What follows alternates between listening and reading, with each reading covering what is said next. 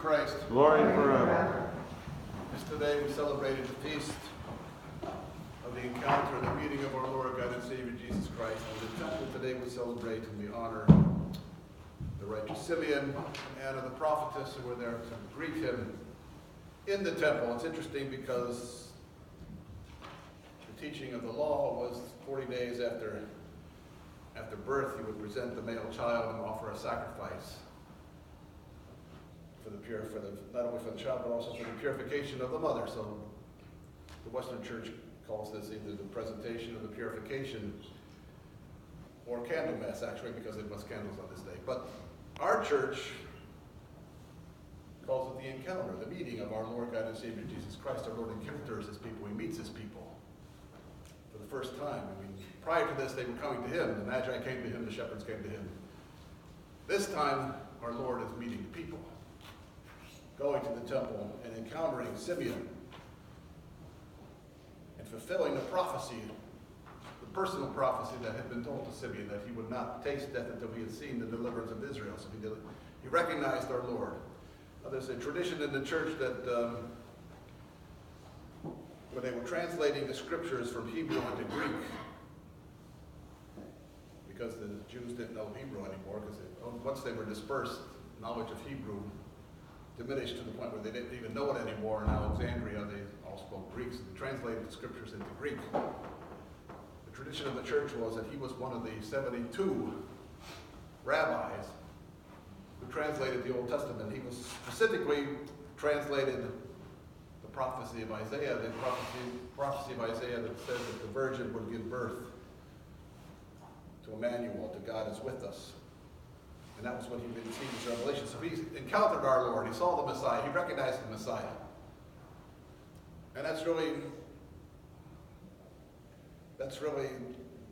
the event that takes place in our lives, the moment in our lives when we meet our Lord. When our Lord presents himself to us, he encounters us, he meets us. Do we recognize him? Do we accept him? Do we respond to him? Because it's not a matter of our Lord saving us. We have to participate. We have to respond. Our Lord's invitation is always there. We have to recognize. I find it interesting in the hospital sometimes I meet elderly people who really have no faith.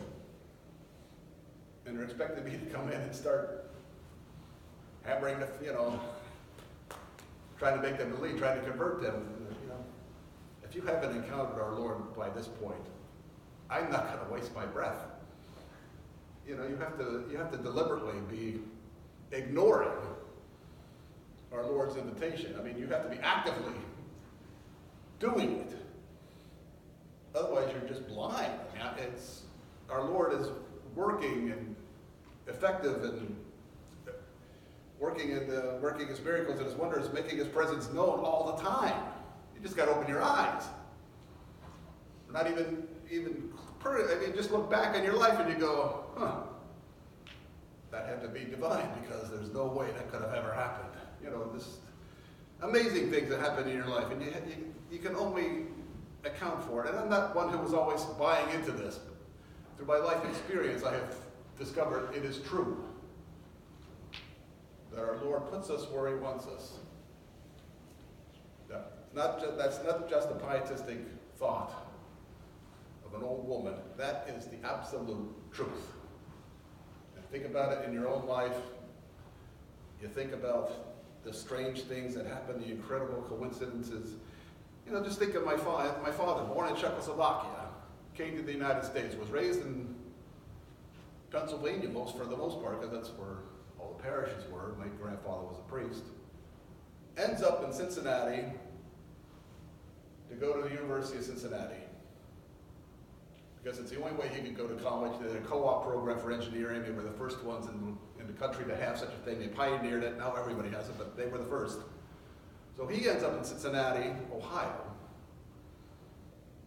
Works at Cincinnati Gas and Electric, where my mother was a secretary. They meet and get married. Now, who'd have thought? I mean, what are the odds of that? What are the odds of that? And that's just silly secular example. You know, this boy born in Czechoslovakia in 1922 would marry this girl born in Price Hill, which is where Pete Rose is from, by the way. Price Hill in Cincinnati, and then they would get married. Or when I was in Bridgeport, the priest, there was a priest in our diocese who passed away. Now, he had had an unhealthy exchange, but there was, he and the bishop had come to loggerheads over something.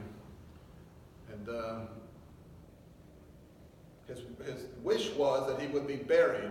He was in Florida by this time. He had been a priest in Bridgeport, Connecticut for many years as in the Carpatho Russian Orthodox diocese. He ended up in the Ukrainian diocese, was in Florida, died there. His instructions were that he would be buried by the priest at St. Mary's Ukrainian Orthodox Church in Bridgeport, Connecticut, which was me.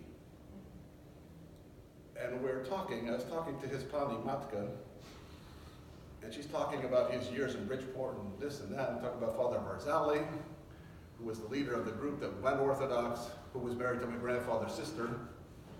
And then she mentioned at one point, she said, yeah, we went to see Pani Barzali's brother had built a church in McAdoo, Pennsylvania. We went to see it. And I said, that's my grandfather. And she didn't get it at first. She goes, huh? So yeah, her daughter, Yolanda, said, Mom, did you hear what he just said? That's his grandfather. Think of how God put me there at that time.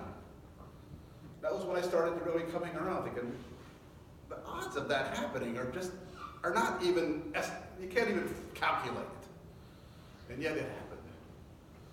He ended up getting buried by the grandson of a priest he knew. It was unbelievable. But these things happen in our lives. You have to really be blind. Our Lord encounters us. He makes himself known to us. God is the Lord. He has revealed himself to us. We say it right before we approach for communion. Let us work to cooperate with the grace of God, that we do recognize our Lord when he does reveal himself. Because we have a society who denies telling us it's foolish and unsophisticated to be people of faith. But you have to choose ignorance. Because there's no way we got here without God. There's no way. God is totally always revealing himself to us. He created us. We couldn't get, there was a wonderful cartoon about a month ago. Two snowmen are arguing.